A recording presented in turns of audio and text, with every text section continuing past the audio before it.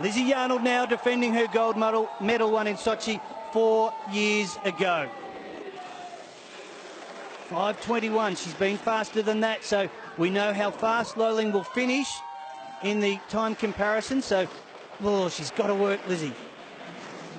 36 hundredths of a second to work with, but we obviously saw that Loling picks up all of her time at the bottom, and she did make up about 3/10 on her one run just at the bottom portion of the track. Good speed from the top from Lizzie. It was a track record with her first run. She hasn't been like that since, and she won't be here. And messy, but it's a half a second through 9, 12, now 13. Not long to go, Lizzie. She won a gold, and she is chasing down Janine Flock.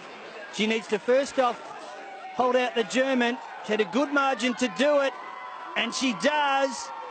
It is a track record, 51.46 despite the contact. Look at that. Ooh, they say, how did she do that?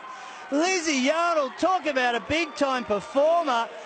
Far and away the best form she has shown since the Olympics of 4 years ago. They worry about her health. She has a condition that means really this is the worst sport possible for her. It affects her balance and her eye movement, but they're rock solid there, and despite the contact, she rode it so well. Yeah, she made that correction in curve 12, and again, she is no stranger to this podium, and she saves the best for last here in the Olympic Games.